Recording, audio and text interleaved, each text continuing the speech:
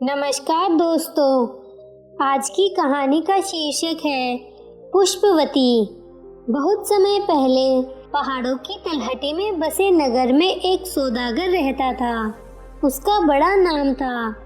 नगर के प्रभावशाली लोग उसके मित्र थे।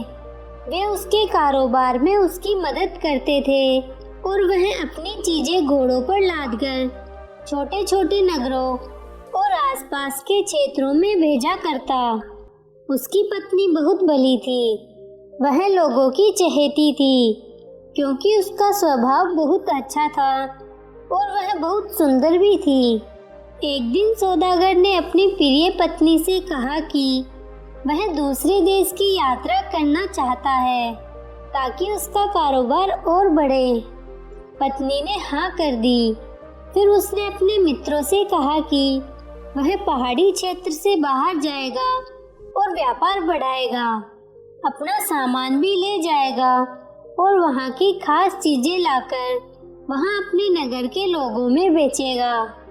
मित्रों ने भी हाँ कर दी। इस बीच यहाँ कारोबार को चलाने की जिम्मेदारी उसने अपने एक व्यापारी मित्र को दे दी और कहा कि वह पूरा हिसाब किताब बनाए रखे। जो भी मुनाफा हो वह उसकी पत्नी को दिया करे।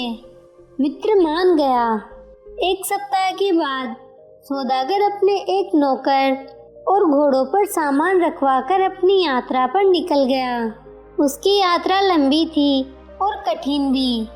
खैर, नदी नालों और दुर्गम रास्तों को पार करता हुआ वह परवरसेन के क्षेत्र में पहुंचा, जिसका राज्य नर्मदा तक फैला था। वहाँ व्यापार की असीम संभावनाएं थी। वह वहाँ रुका और अपने परिश्रम तथा योग्यता से क्रय विक्रय के काम में व्यस्त होकर नाम कमाने लगा। कुछ ही समय में उसने खूब सारा धन कमा लिया। इधर उसका मित्र उसका कारोबार हड़पने के उद्देश्य से षड्यंत्र रचने लगा। वह न तो सौदागर की पत्नी को मुनाफे का पैसा ही देता, न कोई हिसाब किताब रखता। सौदागर की पत्नी ने दीवान के पास जाकर शिकायत की। उससे उसके पति का मित्र और भी खफा हो गया। उसने सौदागर की पत्नी पुष्पवती को मारने की योजना बनाई, क्योंकि उसके जीवित रहते वह सारा कारोबार हड़प नहीं सकता था। उसने अपने खास नौकर को गुप्त रूप से बुलाकर पुष्पवती को तवी नदी में डुबाने की युक्ति बनाई। उसने अपने नौकर से कहा कि जब वह सुबह सुबह नदी के पास के देवी मंदिर में पूजा के लिए जा रही होगी तो तब वह उसे बाढ़ से उफनती नदी में किसी तरह फेंक दे। नौकर मौके की तलाश में था और जो ही पुष्पवती मंदिर से आकर घाट पर सूर्य नमस्कार करने लगी तो उसने पीछे से आकर उसे जोर का धक्का दिया। पुष्पवती चिल्लाई, पानी में गिरी और पानी के बहाव के साथ बह चली। एक मांझी सेतु बंद के पास अपनी नौका बांधने के लिए आ रहा था। पुष्पवती डूबने ही वाली थी कि मांझी ने पानी में तैरते उसके बाल पकड़ लिए, ऊपर खींचा और नाव में रख दिया। शायद पुष्पवती के शरीर के अंदर पानी घुस गया था। वह सांस नहीं ले पा रही थी। मांझी ने बेसुध सी महिला को अपने घर की ओर ले जाना चाहा ताकि उसका इलाज करा सके, मगर जब उसके हाथों और गले में आभूषण देखे तो वह समझ गया कि यह महिला जरूर किसी धनवान घर की है। कौन है, लेकिन इसको बचाना तो होगा। मांझी नाव को अपने गांव की तरफ ले जाने लगा। उसका चप्पू तेज तेज चलने लगा और गांव के पास पहुंचते ही उसने नाव किनारे से बांध दी और कंधे पर उठाकर इस महिला को अपनी झोपड़ी में ले गया। अपनी पत्नी को पुकारने लगा। उसकी पत्नी भागती भागती आई। कौन है, किसकी लाश उठा लाए हो? पत्नी ने पूछा। न जाने कौन है, मैंने डूबते देखा। पानी में सिर्फ इसके बाल नजर आ रहे थे। मुश्किल से नाव में खींच पाया। इसका मतलब इसके फेफड़ों में पानी भर गया है, बचेगी नहीं। शायद सांस अभी रुकी नहीं है। दोनों ने मिलकर उसकी गर्दन टेढ़ी करके पानी निकालने की कोशिश की। मांझी की पत्नी महिला के मुंह में सांस देने लगी। पुष्पवती पुनर्जीवित सी होने लगी। दोनों ने उठाकर उसे बिस्तर पर लिटाया और उसके शरीर को गर्म करने की कोशिश की। मांझियों की बस्ती में सब जान गए कि एक डूबती महिला को बचाया गया है। कुछ दिनों में पुष्पवती स्वस्थ हो गई। उसने मांझी और मांझी की पत्नी को बताया कि वह कौन है और उसके पति का मित्र कैसे कैसे षड्यंत्र रचने लगा है। इस पर मांझी की पत्नी बोली कि पुष्पवती के पति के लौटने तक उसे उनके साथ ही रहना चाहिए। नगर में जाना सुरक्षित नहीं है, इसलिए पुष्पवती उनके साथ ही रहने लगी। वह उनका धन्यवाद देती थकती नहीं थी। वह उनके काम में हाथ बटाने लगी।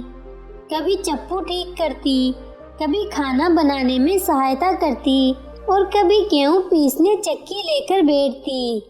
एक दिन वह झोपड़ी के बाहर चटाई पर बैठकर एक कपड़ा बिछाकर गेहूं पीस रही थी कि वहां के गांव का सरदार घोड़े पर आया।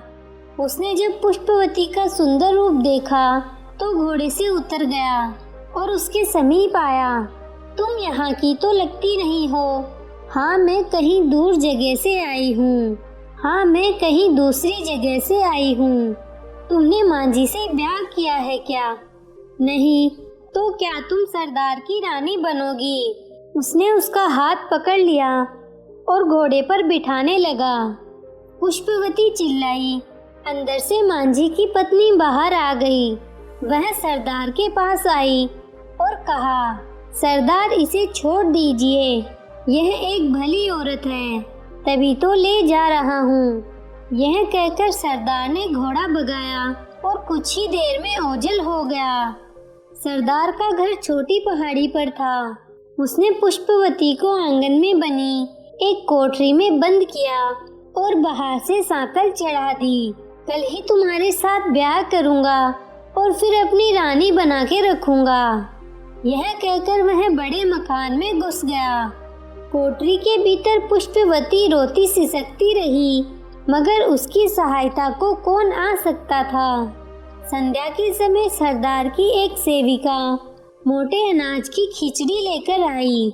पुष्पवती ने सोचा, यही मौका है यहाँ से निकलने का। उसने सेविका से कहा, बहन, प्यास बहुत लगी है, थोड़ा पानी लाकर दोगी? नौकरानी पानी लेने दूसरी तरफ गई तो पुष्पवती ने मौका देखकर चुपचाप बिना कोई आहट किए निकलने का रास्ता ढूंढा। वह आंगन से बाहर आई और पेड़ों के पीछे छिपकर पहाड़ी से उतरने लगी। उसका दिल धड़क रहा था कि सरदार ढूंढता हुआ बाहर न आए और उसे दोबारा न पकड़ ले। उधर परवरसेन की नगरी में सौदागर अपनी पत्नी पुष्पवती के लिए आभूषण खरीद रहा था और अपनी आखिरी पोटली खोलकर उसे बेचने के लिए वहां के एक व्यापारी के साथ चुकौती कर रहा था। पूरी रात मंदिर में बिताने के बाद पुष्पवती देर तक पहाड़ियों में चलती रही, न ठोर न ठिकाना। तभी उसे कुछ आवाज सुनाई दी। देखा तो दूर से कुछ घोड़े पहाड़ी रास्ते पर चले आ रहे थे। हाँफती हुई पुष्पवती रुक गई। घोड़ों पर सामान लदा था। घोड़ों को हाँकता हुआ एक व्यक्ति आ रहा था। तब उसने पुष्पवती को देखा तो वह रुक गया। कहाँ जाना है? उसने पूछा। इस जंगल से बाहर कहीं भी ले चलो, किसी गांव या बस्ती में, पुष्पवती ने कहा। मुझे यह सामान लेकर तो उद्धवनगर जाना है। वहां तक पहुंचते पहुंचते शाम हो जाएगी। कोई बात नहीं, क्या तुम मुझ पर विश्वास कर सकोगी?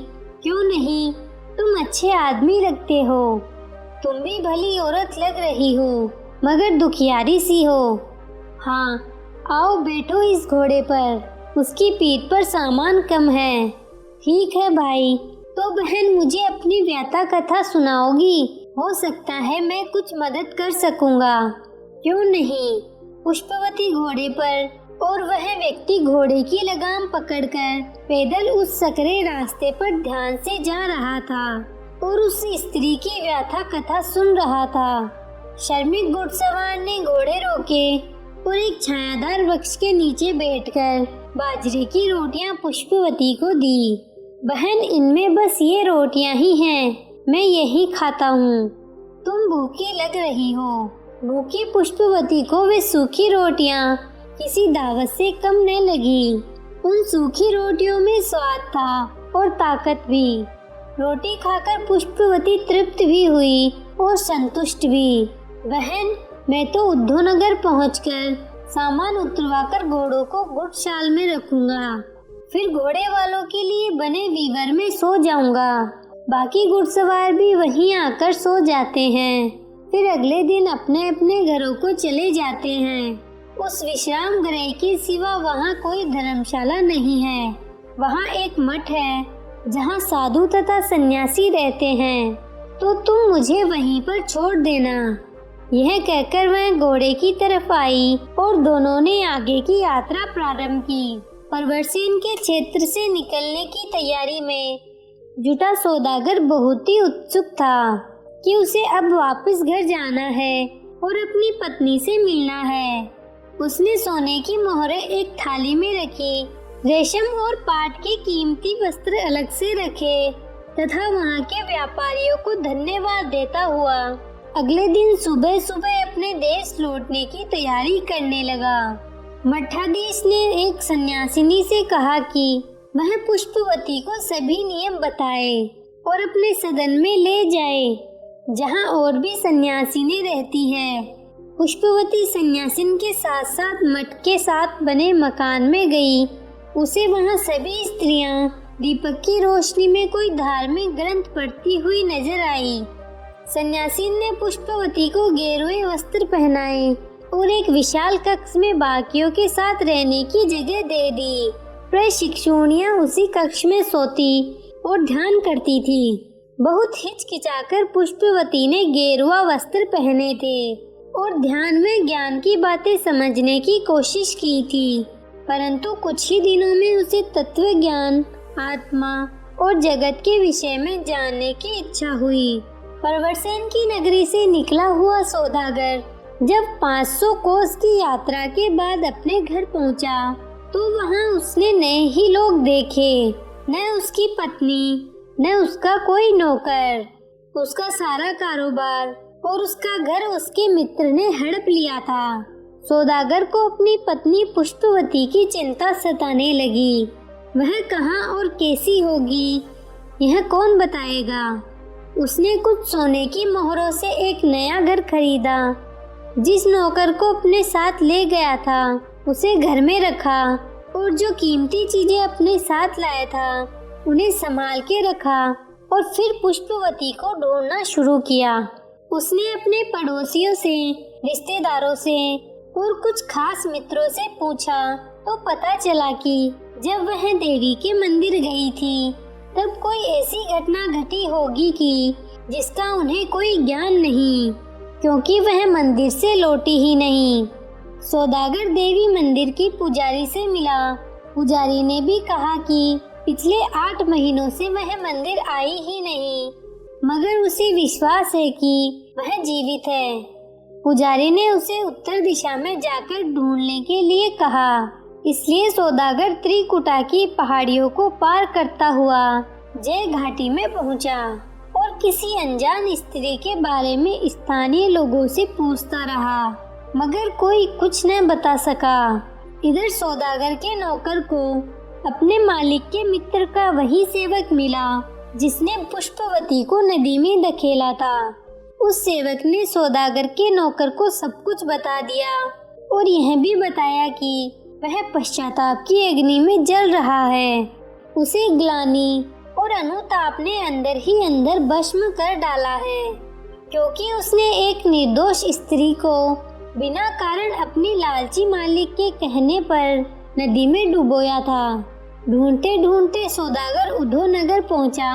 जब वह इतना निराश हो गया था कि उसने निश्चय किया कि कल वह इस क्षेत्र से निकल जाएगा।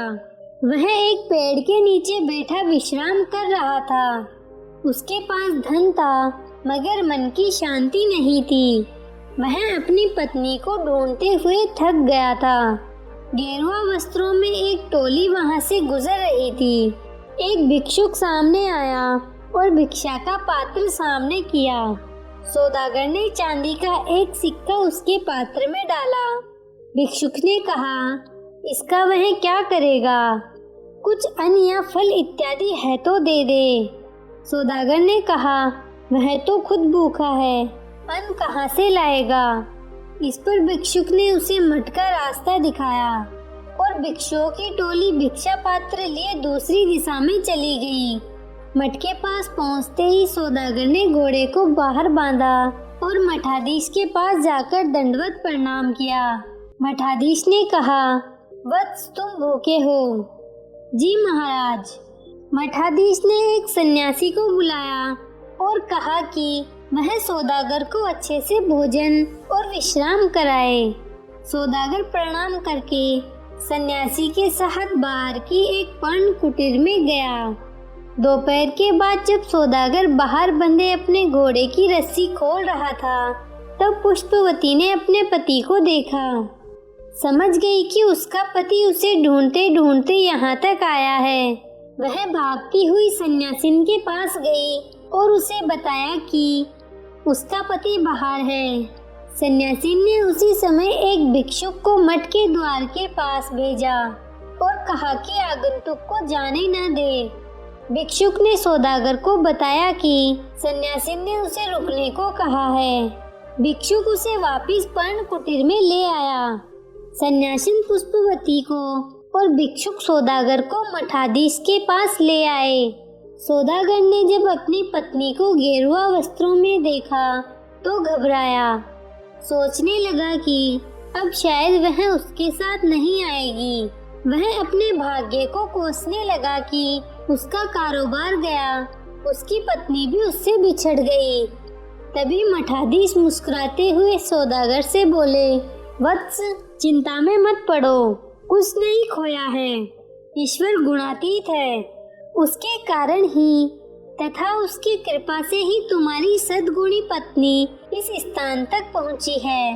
यदि यह बाहर रहती तो न जाने इसे क्या क्या संकट झेलना पड़ता। उसने ज्ञान और ध्यान की बातें सीखी हैं। ऐसा नहीं है कि ईश्वर का स्मरण केवल धर्म स्थानों पर ही हो। यहाँ नियम है, अनुशासन है, जो साधक के लिए अच्छा रहता है। मगर प्रभु को तो गृहस्थी धर्म निभाते निभाते भी याद किया जा सकता है। इस कारण मैं तुम दोनों को आशीर्वाद देता हूँ कि तुम्हारा गृहस्थ जीवन सुखमय हो। मठाधीश का आशीर्वाद पाकर वे दोनों वहां से निकल आए। घर पहुंचते ही जब सौदागर के नौकर ने अपनी मालकिन को देखा तो उसे यकीन ही नहीं हुआ। उसने उनको सेवक से मिलने की बात बताई। सेवक को पकड़ा गया और कोतवाल के पास ले जाया गया। उसने कोतवाल को सब कुछ साफ साफ बताया। सौदागर के मित्र को भी कोतवाल ने पकड़कर फिर दोनों को राजा के पास प्रस्तुत किया। राजा ने दोनों को मृत्यु दंड की सजा सुनाई।